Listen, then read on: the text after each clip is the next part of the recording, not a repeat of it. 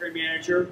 What we do as the program manager is act as the focal point for all the resources that NavAir has, the engineers, the logisticians, the testers, and bring them to bear on a platform to solve those issues. We take the money that is budgeted by OpNav and authorized by Congress and turn it into the systems that satisfy the requirements as defined by the warfighter. To talk about Firescout, first we have to talk about where the requirement comes from. So while the Navy has played around with drones and UASs for many years, back to Vietnam, some people may even remember the DASH program. The first successful UAS the Navy had was the Pioneer, used off mostly battleships for overland ISR. And so we trace the requirement set that we're satisfying with Firescout to that genesis. In 2000, we started with the MQ-8B. The objective was to no longer require catapults and arresting gear that clobbered the flight deck in order to be able to launch and recover a UAS. We went for a rotorcraft design, and we were able to integrate that with the normal helicopter landing spot on most small ships. We have over 15,000 hours, including deployments in support of AFRICOM and on the ground in Afghanistan. In the course of those deployments, we realized that the MQ-8B airframe, which is based on a Schweitzer 333 civilian training helicopter, 2 seats, you trade the controls back and forth to fly, didn't have the payload, the range, or the capability that we really needed. To satisfy the dull, dirty, and dangerous missions that are perfect for a UAS, the fleet came back and said we needed more endurance and more payload. So in 2012, we started the program to turn a Bell 407 helicopter into the MQ-8C. That program is going well. We are currently in testing, and we will go into IoT&E next year for IOC, so fleet delivery in 2018.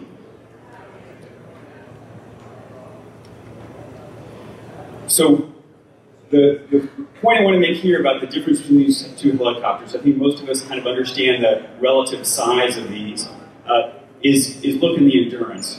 4.5 hours for the MQ-8B, 12 hours for the MQ-8C. And that's where you really start to get a significant difference in the capability a UAS can bring compared to a manned helicopter. How do we do it?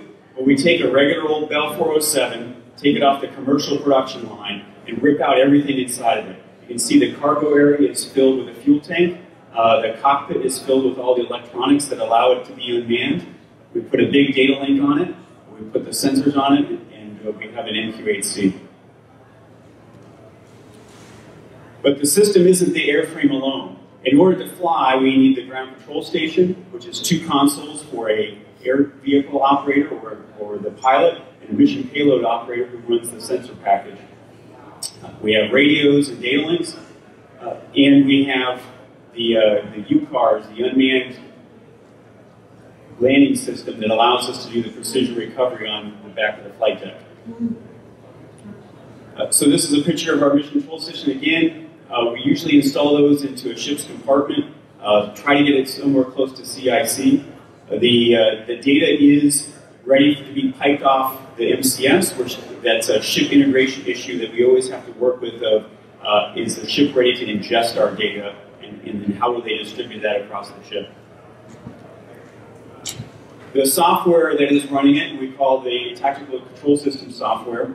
If you notice, there's a FLIR hand stick, but there's no other controls. That's because everything is point and click, menu driven. It looks like an older version of Windows, but it does look like Windows. So you can see here there's a satellite view that allows you to put your mission plan on it. There's aircraft status indications, and any alerts, cautions, warnings will pop up as required. This would show the further menus. You have ones that can show the weather at the air vehicle. They show its location in relationship to the landing site, and you can monitor all the system performance. So it's putting your cockpit displays in a different format. The system is capable of running 2 air vehicles at the same time, so you can do on-station swaps if you did have 2 air vehicles. We use a UHF data link for one and the CDL data link for the other one. And you can, on one screen, you can show 2 flight plans, 2 aircraft status, and you can get one out on station while the other one is still serving the mission. One of the key pieces that we bring is the UCAR system. So this is a radar-based system. It uses basically a fire control radar, which then tracks a beacon on the aircraft. The system will then calculate that distance and vector from the aircraft to the intended point of landing to allow precision landing. It is the equivalent of an easy button for that DLQ that's always challenging. Some of the things that we've done, it has been added a quiescent period indicator, so it looks at the ship's motion, determines when a quiescent period or a smaller pitch and roll period might be coming up, so you can target landing during that time. We also have deck motion compensation, which is, it looks at the vector that the ship is building, or the pitch, roll, heave, and yaw, and will tell the aircraft that so it can match that motion as it comes down to land. So the landing profile shown here is very similar to what the manned aircraft do. Flies up the stern, hits a high perch, gets when you get a green from the aircraft that it thinks it's ready, the AVO will look. If he agrees, then we'll push the button to continue down for landing. While we normally integrate into a ship and deliver all those shipboard components as the ship is delivered, we have had requirements to be a little bit more mobile than that. So we've packaged all that stuff into a Connex box. This is the top picture showing it put on a national security cutter for the Coast Guard. But that allows us to have a mobile MCS. We are pursuing developing more of these. We use them for test right now, but we hope to get them out to the fleet to allow for more training opportunities with Firescout. So what do we do with Firescout? The first and most important thing is Firescout isn't a whole lot of use just by itself. There's missions that we've all seen on TV, usually flown by Predators or Reapers, that certainly we can do in the future. But most of what we want to do in a maritime environment is going to require manned helicopters at some point. So we're talking about the teaming of the unmanned and the manned to get the mission done. So the unmanned system can take the long surface search patrols, can do the longer search, while the manned platform can do the active prosecution, the rescue, or those things that are in a much more dynamic environment where you need on-the-spot situational awareness to truly affect the mission. One of the other things that we can do is we can call that long overwatch. We do have the rover system, which is a streaming FMV that will allow a boarding party to get what the overhead view is as they come on board. We do carry a mine countermeasure system. The Cobra is a multispectral sensor that goes in place of the FLIR ball and allows you to search the surf zone and the beach for any obstacles or surface mines, so you can sweep the beach, analyze all that before an amphibious landing. So it's a little bit of a niche area. We're also developing some data link relays to support some of the remote USVs or UUVs, so the unmanned surface vessels and unmanned underwater vehicles that they use for mine countermeasures. One system that we've just introduced this spring has been a maritime search radar in MQAB. So we took the nose cone off, we put a radar in the front, and it's going to be operational with HSC 23 on their first deployment. This shows what the radar display looks like. It is a forward-looking 180, but it has all the modern track bells and whistles that you would expect to include both an ISAR mode, so inverse synthetic aperture radar, and a synthetic aperture radar, so it allows the radar imaging as shown in this inset picture. That's the outlying airfield down by Patuxent River.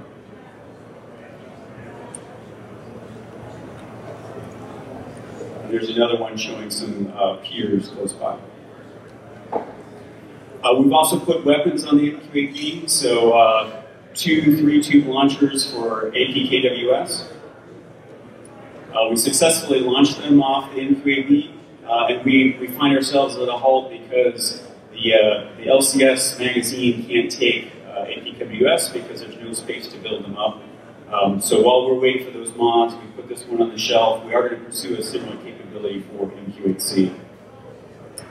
The N3C, we've done the full spectrum of developmental testing, so we've verified that it does everything that we want. We've built the NATOPS and all the books for that.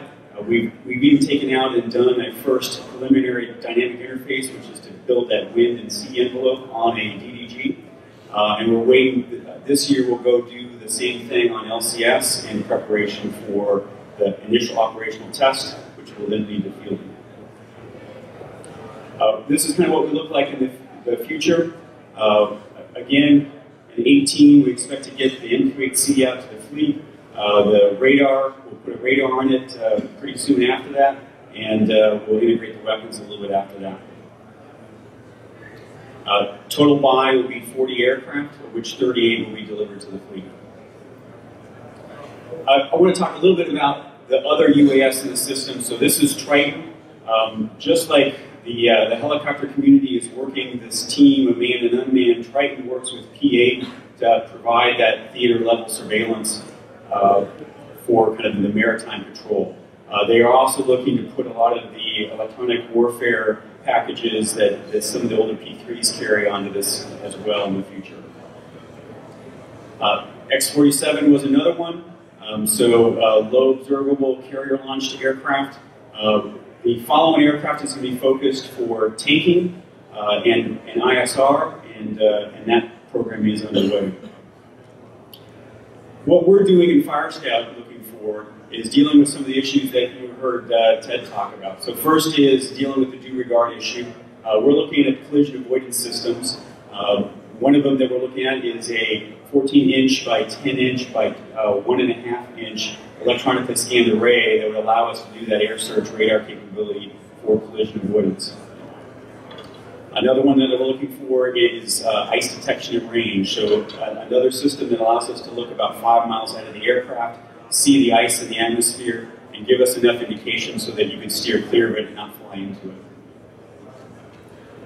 A third one that we're focused on is the landing system. So the radar landing system works fine. It has good precision. It does require a lot of equipment. So this is an image-based landing system. It uses the modern technology of image processing to look at the existing marks on the flight deck and compute your vector from just that. And we hope to take that into test next year. And then if we go way out in the future, one of the things that DARPA is underway is the TERM project. Again, it's supposed to land on a flight deck with no hooks or wires. This one is a fixed wing tail sitter that would give you even greater range. So in this case, would allow dash speeds in excess of 250 knots and ranges and endurance of greater than 14 hours. Again, 2018, they're expected to do a demo at sea to demonstrate this. So this very well could be in 2 generations from now what we're looking at. And what we're doing today is we're building that backbone. The networks on this ship, the experience with dealing with manned and unmanned, all are required for us to even understand what exactly we want from the systems of the future. So we're excited to get these systems out, get them into use, and get the feedback from what they really can add or what they really need more of to do better. That concludes my prepared slides, and now I'll open up for questions, slings, arrows, or anything else that you want to say about Firescout. Well, thank you for letting me off easy.